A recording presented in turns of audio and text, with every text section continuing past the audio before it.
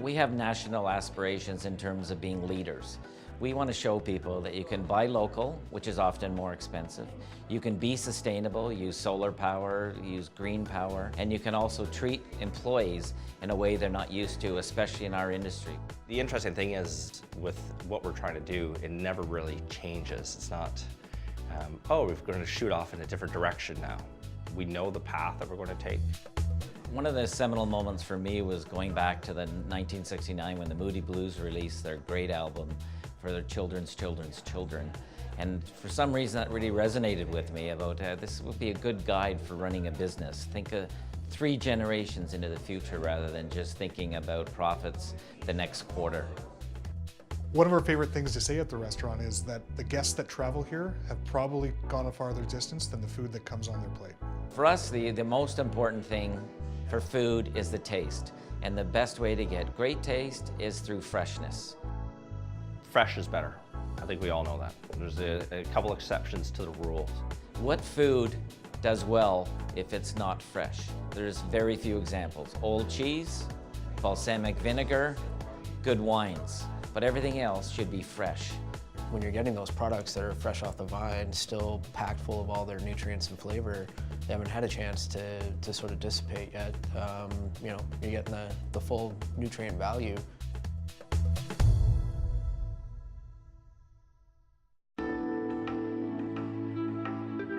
One of the things that's important to our company is the venues that we select. We think with what we're doing with food, we're actually going back to the way food used to be produced in an organic, natural way. So why not try and pick venues that also reflect an older world and match with the type of food and beverages that we're trying to portray and sell to customers. You know, when I walk into a restaurant, I love feeling that sort of warm atmosphere. There's stories behind stuff. And I think all of our restaurants sort of portray that. When you walk in, you feel welcome. You feel like you're there to have a good time and sort of be part of the family. The Woolly is, you know, I always like to call it Guelph's front porch. It's this beautiful old Victorian building. It has a lot of history. It was built in 1895, and it is literally walking into, you know, your grandma's house in a sense. Just your grandma has a bar with lots of beer in it. Then we have Borealis Kitchener, which is a beautiful old schoolhouse. It was going to get torn down. We worked with the developer to help restore that building and brought it back to where it was in its prime. There we were able to continue to tell these great stories and learn about people whose grandparents and great-grandparents went to school there. Borealis Guelph was a brand new build. We used stones that are all dug up out of the ground in the Guelph area, found a quarry, and had them all cut down to size. But we use a lot of, you know, woods that are native to this area.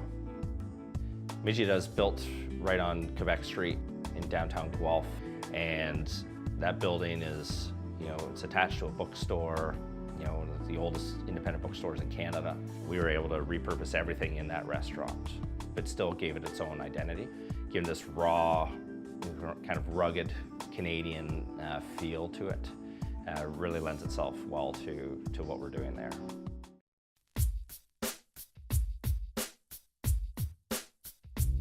As a company, we're very conscious of our carbon footprint. We know restaurants are very wasteful, among the worst of all businesses in the world. Which means we need to be conscious of how our businesses are operating and how they affect the environment. You know, not only looking where our energy is coming from or how we're offsetting our energy through carbon offsets, but also, you know, the type of paper products we're using, chemicals we're using in the restaurant, where our uniforms are being made, or if we're doing any new construction, or we're taking an existing building or reclaiming an old building, where are those materials coming from? You know, from properly managed forest industry to using reclaimed woods, even finding stones that have been dug up and sent to a local quarry. It's all encompassing. When we say we are a locally focused restaurant, that's exactly what we're doing. The real treasure to me is getting to know the person who grew my food. There's an emotional connection which actually makes the food taste better, and I think everyone experiences that if they go to a farmer's market. They'll go home and cook up the food, and it just tastes better than something that has traveled from some foreign country. We're building relationships with people and finding these great farmers to deal with and saying, if we open up more restaurants, can we keep working together? Our business model relies on good relationships. A relationship where we share values and we share value.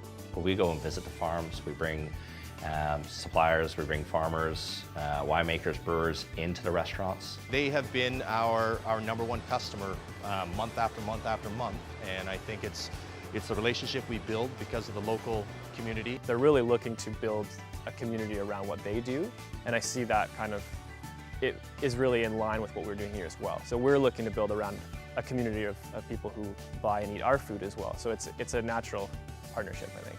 We've had great success in local, and we always will focus on our local accounts. We look upon each other as making the world better together. Because we're raising cattle this way, because they're sourcing product this way, it reflects in a higher quality product on the plate. Flavor intense, nutrient dense, and a wonderful dining experience. Those relationships are what the Neighbourhood Group is all about.